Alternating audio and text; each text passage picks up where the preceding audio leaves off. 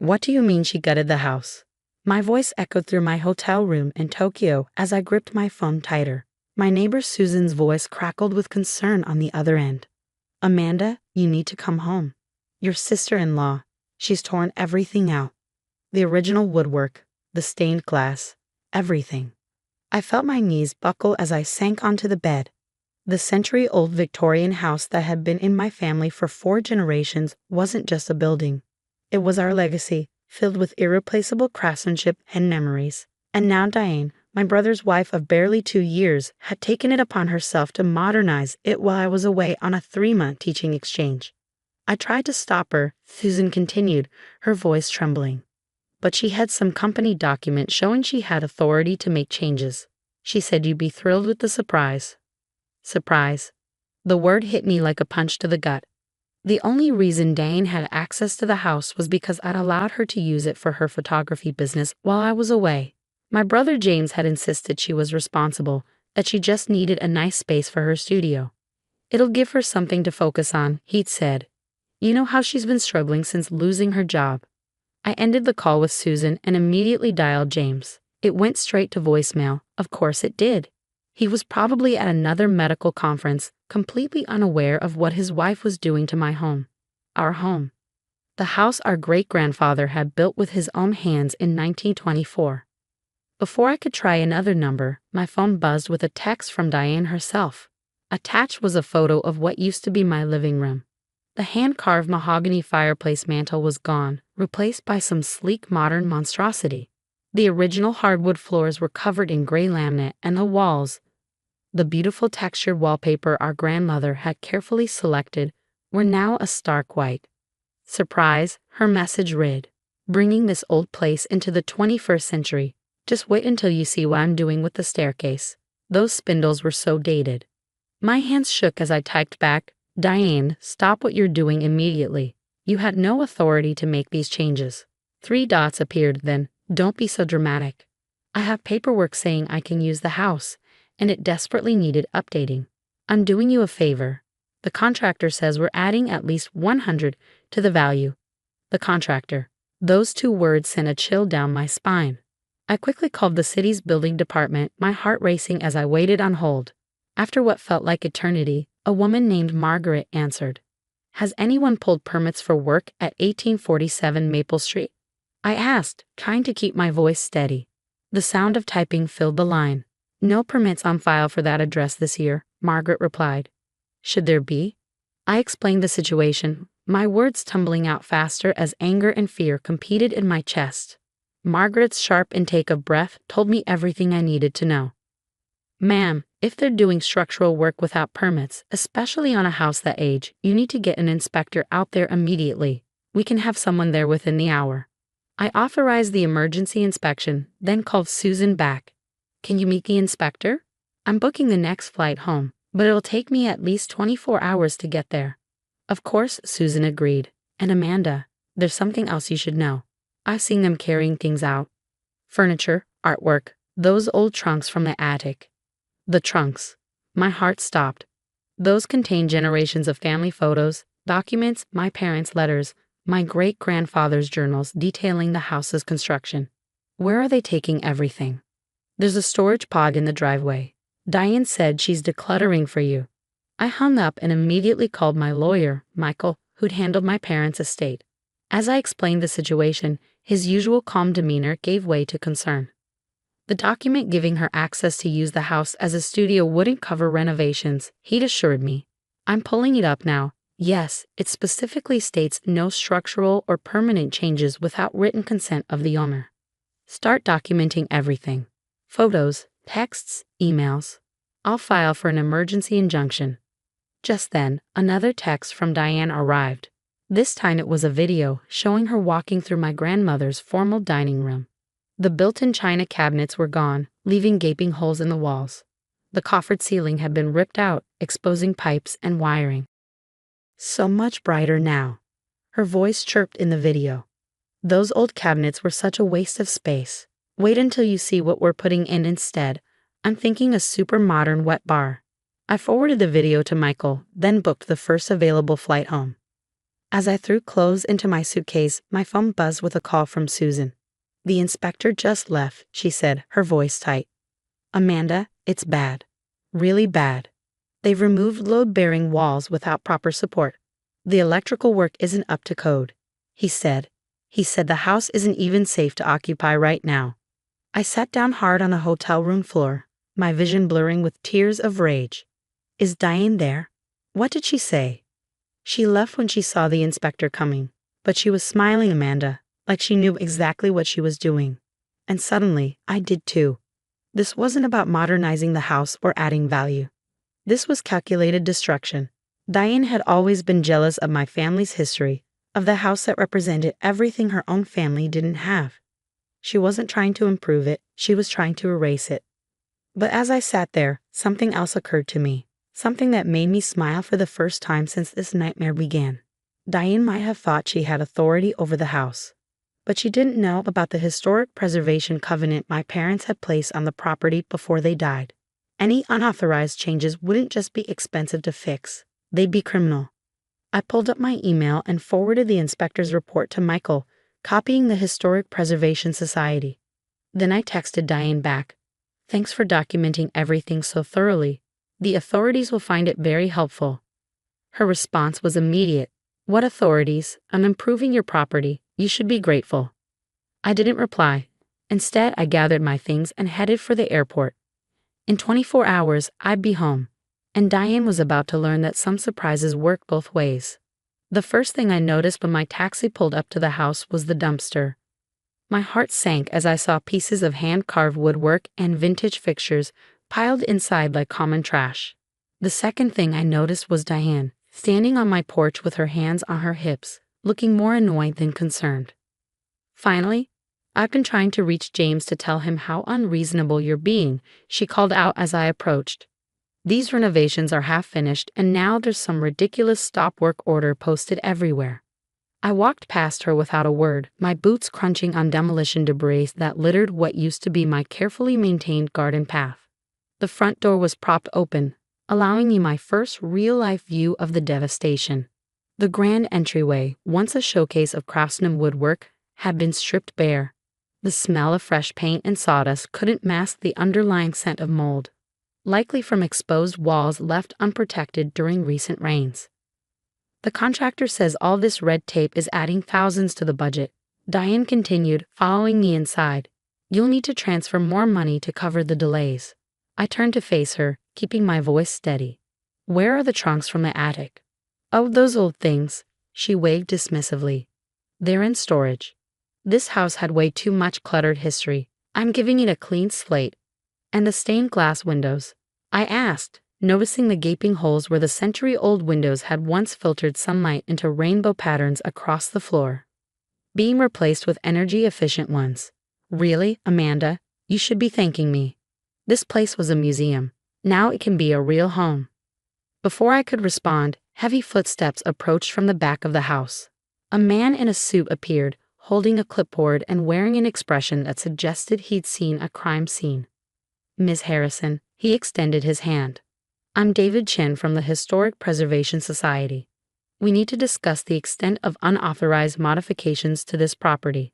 Diane's smug smile faltered slightly. "I have paperwork giving me authority to use the space as a photography studio," I interrupted, pulling out my phone and bringing up the original agreement. "Nothing more." Mr. Chen nodded, consulting his clipboard. "According to our records, this property was placed under a historic preservation covenant in 2018. Any structural or aesthetic modifications require prior approval from our board. What I'm seeing here," he gestured to the gutted walls, "constitutes multiple violations of that covenant." "That's ridiculous," Diane protested. "It's just a house, not some national monument." "Actually," Mr. Chen continued, "it is listed on the National Register of Historic Places specifically for its exceptional architectural details, many of which appear to have been removed or destroyed." I watched as the color drained from Diane's face. But James said. "James doesn't own this house," I said quietly. "I do, and I never authorized any of this." Just then, Susan appeared in the doorway, holding a tablet. Amanda, I have the security footage you asked for. I'd installed cameras after our parents died, wanting to keep an eye on the property during my frequent work trips. Diane had known about the outdoor cameras, but not the ones inside.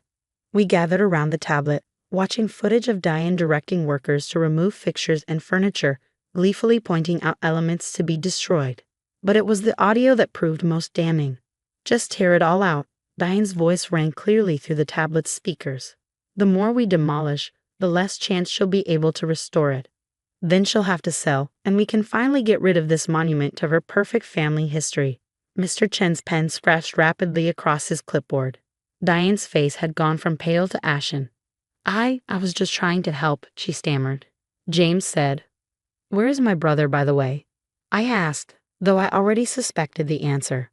He's been at a conference in Chicago all month, she muttered. He doesn't know about the renovations. I wanted it to be a surprise for everyone. Oh, it's definitely been surprising, I agreed, just as my phone buzzed with a text from Michael, my lawyer. He'd filed the emergency injunction and had some interesting findings about the contractor Diane had hired, or rather, hadn't hired. Mr. Chen, I turned to the preservation officer. Could you explain to my sister-in-law exactly what penalties apply for willful destruction of a protected historic property? He adjusted his glasses. The fines start at $100,000 per violation, and I'm counting at least 12 major violations so far. Additionally, all elements must be restored to their original condition using period-appropriate materials and craftsmen approved by our board. Diane's knees seemed to buckle, and she grabbed the remnants of the stair railing for support. But that's impossible. You can't expect. Actually, I can and do, I cut in. You're going to tell me exactly where every piece of my family's history is stored. Then you're going to leave. My lawyer will be in touch about the restoration costs. You can't prove I meant to cause damage. She tried one last time. It was just renovation. Susan tapped the tablet, where Diane's own words about deliberately destroying the house played again. I think this proves intent pretty clearly. Diane's face crumpled, tears finally replacing her smugness. Fine. The storage pod company is called Safe Keep, unit number 247. But I was doing this for James. He always complained about how this house made him feel inferior, how you got everything just because you were older. Get out, I said quietly, and Diane? When you see James, tell him to check his voicemail. The Historic Preservation Society has some questions about his role in all this. After she fled, Mr. Chen spent another hour documenting the damage. While he worked, Susan helped me locate the storage facility and arrange for immediate retrieval of our family's belongings. By evening, the trunks were back home, their contents miraculously intact. Sitting on the floor of what used to be our living room, surrounded by the rescued pieces of my family's history, I opened my great-grandfather's journal.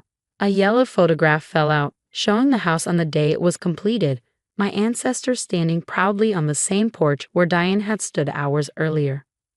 We'll restore it, Susan said softly, sitting beside me. Every detail. I nodded, running my fingers over my great-grandfather's handwriting. Diane had tried to erase my family's history, but she failed. And now, thanks to her own actions, she'd be the one paying to preserve it. My phone buzzed. A text from James. Finally. We need to talk, it read. Yes, I typed back, we certainly do. 3 months after Diane's disastrous renovation, I stood in the restored entryway of my family home, watching a skilled craftsman carefully reinstall the original stained glass windows. Each piece had been meticulously cleaned and repaired, the lead work restored to its former glory. Sunlight once again painted rainbow patterns across the hardwood floors, the real ones, not Diane's gray laminate. The restoration hadn't been cheap, but I hadn't paid a dime. The Historic Preservation Covenant had proven to be ironclad, and the court had ordered Diane to cover all costs. When she claimed she couldn't afford it, her parents stepped forward, mortified by their daughter's actions and eager to avoid public scandal. James had finally shown up the day after my confrontation with Diane, full of excuses and misplaced anger. You're ruining her life, he shouted, making her parents go into debt over a few cosmetic changes. I'd simply led him through the house, showing him exactly what his wife had done. His medical training kicked in when he saw the exposed electrical wiring to moldy walls, the compromised support structures. Someone could have died, he'd whispered, finally understanding the magnitude of Diane's actions. If there had been a fire, or if the ceiling had collapsed. Still think they were just cosmetic changes? I'd ask quietly. The fight seemed to drain out of him then. I knew she was jealous of the house, of our family history. She'd make these little comments about how unfair it was that you inherited everything just because you were older. But I never thought that she tried to destroy it. He'd slumped against the wall, looking suddenly older. I should have seen it. The way she'd get angry whenever you hosted family gatherings here. How she'd make snide remarks about living in the past. I wanted to believe she'd grow to love this place like we did. Now, watching the house slowly return to its former glory, I thought about family and legacy, about the difference between preserving history and living in the past. Each restored element told a story. The dining room's coffered ceiling that our great-grandfather had carved by hand, the window seats where generations of children had read books on rainy days, the broad porch where our parents had taught us to dance. Susan appeared beside me, holding 2 cups of coffee. The restoration company found something interesting in the walls, she said, handing me a cup. They want you to come see. I followed her upstairs to what had been my parents' bedroom. A craftsman stood on a ladder, carefully examining the exposed wall where Diane's workers had torn out the original wainscoting. Look here, he pointed to a small metal box embedded in the wall. It was hidden behind the panels. Carefully he extracted the box and handed it to me. It was old, its surface dulled with age, but the latch still worked. Inside, I found a stack of letters, their paper brittle with time, and a small leather-bound book. The book was a diary, dated 1924, the year the house was built. It belonged to my great-grandmother, Elizabeth. As I gently turned the pages, her words painted a picture of that first year in the new house, her hopes for the generations that would follow. A house is more than walls and windows, she'd written. It's a vessel for dreams, a keeper of memories, a shelter for the future. May all who live here understand that they are part of something larger than themselves. James arrived as I was reading, his expression hesitant. We hadn't spoken much since his confrontation with Diane, who had moved back to her parents' house pending their divorce. The windows look right again, he said softly, glancing around. I forgot how beautiful the light was. I handed him the diary, great-grandmother Elizabeth's words. You should read them. He took it carefully, his doctor's hands gentle with the fragile pages. As he read, I saw tears form in his eyes. I forgot, he whispered.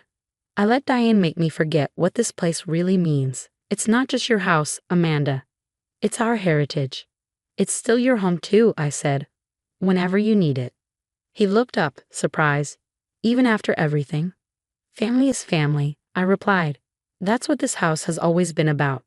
The craftsman on the ladder cleared his throat. Ma'am, we found something else. Looks like old photographs tucked between the floor joists.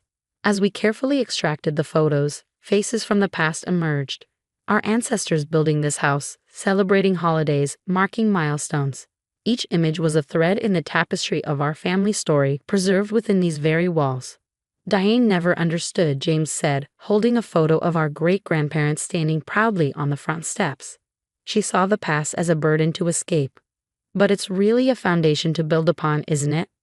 I nodded, thinking of Elizabeth's words about being part of something larger than ourselves.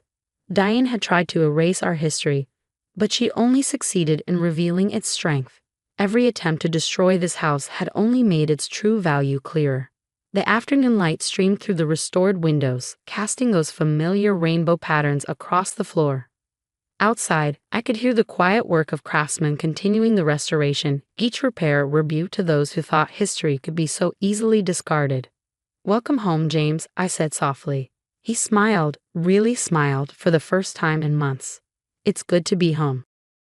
Together, we stood in the house our ancestors built, surrounded by the echoes of their dreams and the promise of futures yet to come. Some things I realized were built to endure, not just in wood and glass, but in the stories we choose to preserve and a legacy we choose to protect.